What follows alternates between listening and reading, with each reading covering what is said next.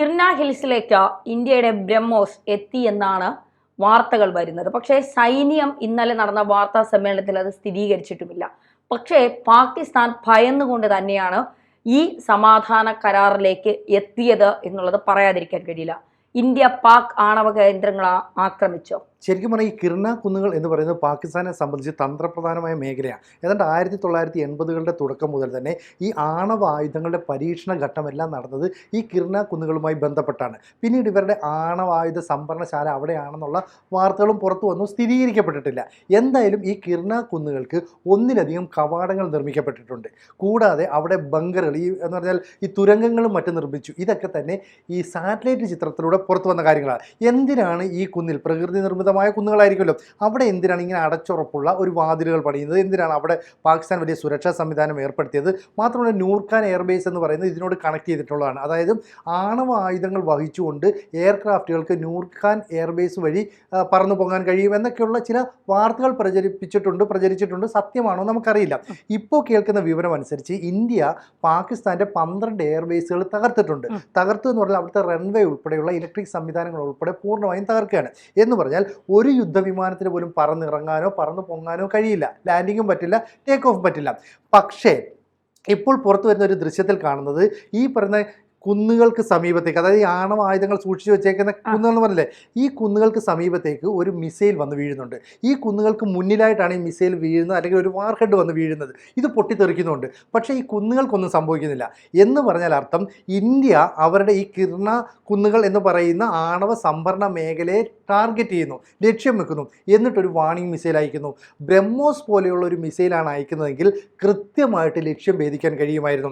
അത് ആകാശത്ത് നിന്ന് നമുക്ക് വിക്ഷേപിക്കാൻ കഴിയും, കരയിൽ നിന്ന് പറ്റും, ഇനി കടലിൽ നിന്നും പറ്റും. അങ്ങനെ തദ്ദേശീയമായി നിർമ്മിച്ച ബ്രഹ്മോസ് ഉപയോഗിച്ച് നമ്മളൊരു ആക്രമണം നടത്തിയിരുന്നെങ്കിൽ ആണവ കേന്ദ്രങ്ങൾ പൂർണ്ണമായും തകർന്നേനെ.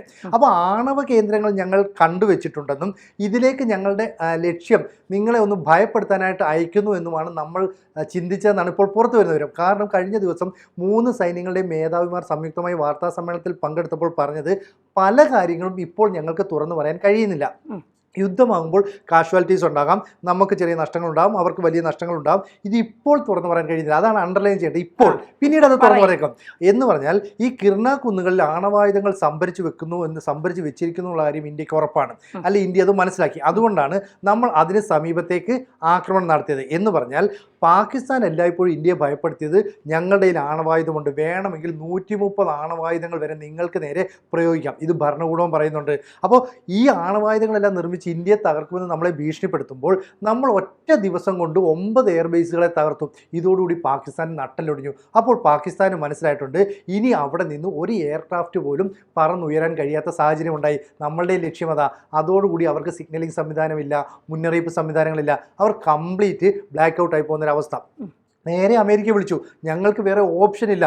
ഇസ്ലാമാബാദും റാവൽപിണ്ടിയും അടക്കമുള്ള ഞങ്ങളുടെ സൈനിക കേന്ദ്രങ്ങൾ ഇന്ത്യ ലക്ഷ്യം വെച്ച് കഴിഞ്ഞു. ഞങ്ങളുടെ അടുത്ത ഓപ്ഷൻ ആണവായുധം പൊട്ടിക്കുക എന്നുള്ളതാണ്.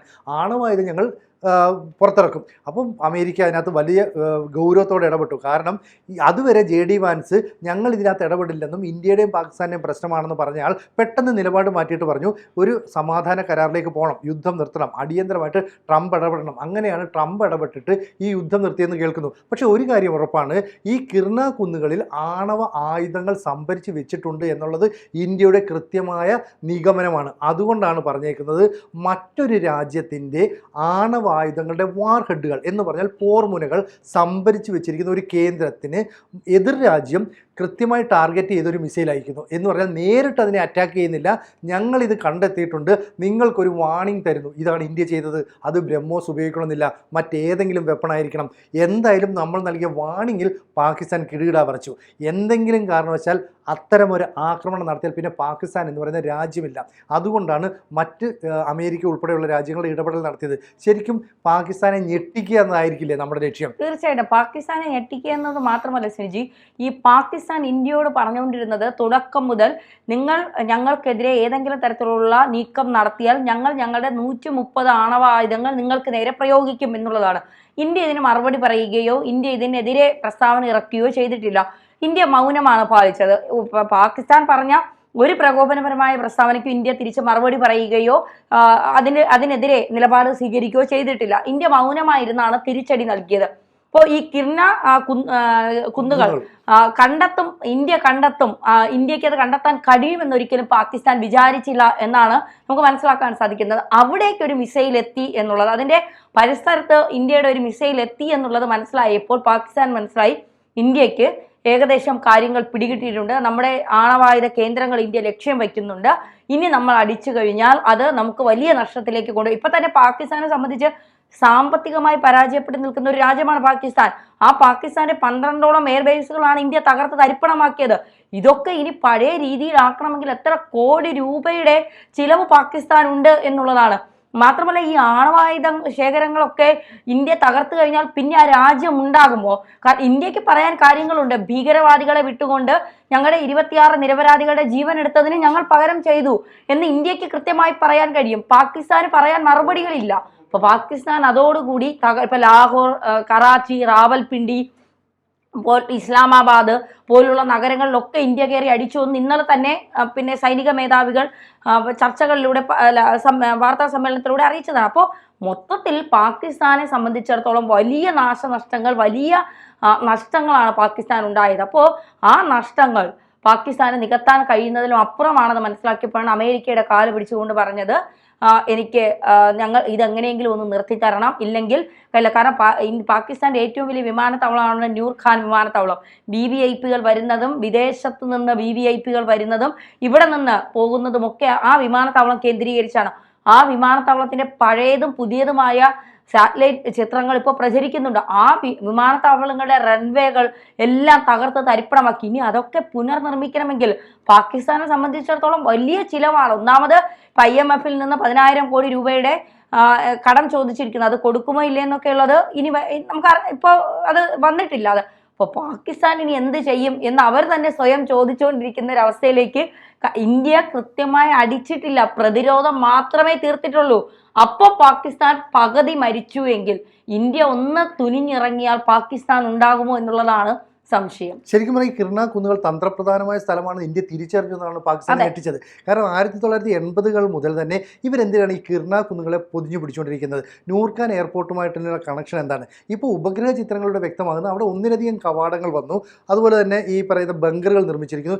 ഇതെല്ലാം കൂടെ വെക്കുമ്പോൾ ഇതിനകത്ത് ആണവായുധങ്ങളുണ്ട്. അപ്പോൾ സ്വാഭാവികമായും ഇന്ത്യ ഒരു ബ്രഹ്മോസ് മിസൈലോ മറ്റും വെച്ച് ആക്രമിച്ചാൽ ആ പ്രദേശം മുഴുവൻ തകർന്നു പോയിരിക്കും. പക്ഷേ ആണവ വികിരണം പുറത്തേക്ക് ഉണ്ടാകണമെന്നില്ല. അത് കൃത്യമായി ട്യൂൺ ചെയ്ത് വെച്ച് കൃത്യമായി സജ്ജമാക്കി വെച്ചാൽ മാത്രമേ അത്തരം പ്രശ്നങ്ങളുണ്ടാവും. കാരണം ശീതയുദ്ധ സമയത്ത് സോവിയറ്റ് യൂണിയൻ്റെയും അമേരിക്കയുടെയും ഒക്കെ ഇത്തരത്തിലുള്ള ആണവായുധങ്ങൾ നഷ്ടപ്പെട്ടു പോയിട്ടുണ്ട്. പക്ഷേ അത് ലോകത്തിന് വലിയ പ്രശ്നം ഉണ്ടാക്കിയിട്ടില്ല.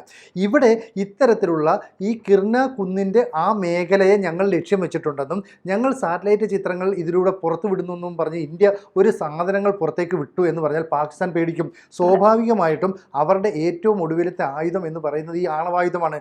അപ്പോഴാണ് നമ്മൾ റാവൽപിണ്ടിയിലെയും ഇസ്ലാമാബാദിലെയും അവരുടെ സൈനിക കേന്ദ്രങ്ങൾക്ക് നേരെ പോലും ആക്രമണം നടത്തിയത്. അപ്പോൾ ഇന്ത്യൻ ആക്രമണങ്ങൾ വളരെ കൃത്യവും പ്രൊഫഷണൽ സമീപനത്തോടെയുമാണ്. നമ്മൾ ശരിക്കും ഒരു യുദ്ധത്തിലേക്ക് നീങ്ങിയില്ല, യുദ്ധസമാനമായ സാഹചര്യം സൃഷ്ടിച്ചു. നമുക്കെതിരെ ഒറ്റ ദിവസം 300-400 ഡ്രോണുകൾ അയച്ചപ്പോൾ പോലും നമ്മൾ പ്രതികരിച്ചില്ല. പകരം നമ്മൾ ഒറ്റയടിക്ക് അല്ലെങ്കിൽ ഒറ്റ ആക്രമണത്തിലൂടെ ഇവരുടെ എല്ലാ നട്ടെല്ല് തകർക്കുന്ന രീതിയിൽ ചെയ്തു. അപ്പം ഒറ്റ ദിവസം കൊണ്ട് യുദ്ധം തകർന്ന അവസ്ഥയിലേക്ക് പാകിസ്ഥാൻ എത്തപ്പെട്ടു. അതിനുശേഷമാണ് ഇവർക്ക് എയർക്രാഫ്റ്റുകൾ ഓപ്പറേറ്റ് ചെയ്യാൻ കഴിയുന്നില്ല എന്നുള്ള സത്യം മനസ്സിലാക്കിയത്. എയർക്രാഫ്റ്റുകൾ ഓപ്പറേറ്റ് ചെയ്യാൻ പറ്റുന്നില്ല എങ്കിൽ ഇന്ത്യക്ക് വലിയ മേധാവിത്വം ലഭിക്കുമെന്ന് മാത്രമല്ല പാകിസ്ഥാൻ്റെ ആഴങ്ങളിലേക്ക് ഇറങ്ങിച്ചെല്ലാനും പറ്റും. പാകിസ്ഥാന് നമ്മളെ തിരിച്ച് ഉപദ്രവിക്കാനോ അല്ലെ പ്രതിരോധിക്കാനോ ഒന്നും കഴിയത്തില്ല. അപ്പോൾ ഈ കിർണ കുന്നുകൾക്ക് നേരെ ബ്രഹ്മോസ് മിസൈൽ പ്രയോഗിച്ചു എന്ന തരത്തിൽ സ്ഥിരീകരിക്കാത്ത വാർത്ത വരുന്നുണ്ടെങ്കിലും ഈ കര വ്യോമ നാവികസേനാ മേധാവികൾ പല കാര്യങ്ങളും ഇപ്പോൾ തുറന്നു പറയാൻ കഴിയില്ല എന്ന് പറഞ്ഞിട്ടുണ്ട്. അവർ തുറന്നു പറയുമ്പോൾ മാത്രമേ ഇത്തരം കാര്യങ്ങൾ വ്യക്തമാകുകയുള്ളൂ. എന്തായാലും അമേരിക്കയ്ക്ക് വളരെ കൃത്യമായ ഒരു ഇൻ്റലിജൻസ് റിപ്പോർട്ട് കിട്ടിയിട്ടുണ്ട്. ഇന്ത്യ പാകിസ്ഥാൻ്റെ ആണവ കേന്ദ്രങ്ങളെ ലക്ഷ്യം വെക്കുന്നു. അതുകൊണ്ടാണ് വളരെ പെട്ടെന്ന് ട്രംപ് ഇടപെടുകയും യുദ്ധം വെടിനിർത്തലിലേക്ക് നീങ്ങുകയും ചെയ്തത്.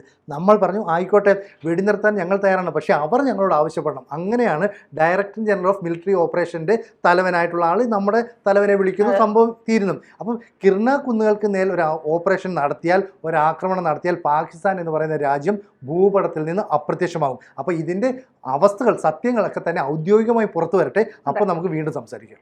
കൂടുതൽ വാർത്തകളും വിശേഷങ്ങളും നിങ്ങളിലേക്ക് എത്താൻ ABC മലയാളം സബ്സ്ക്രൈബ് ചെയ്യുക, ബെൽ ബട്ടണും അമർത്തുക.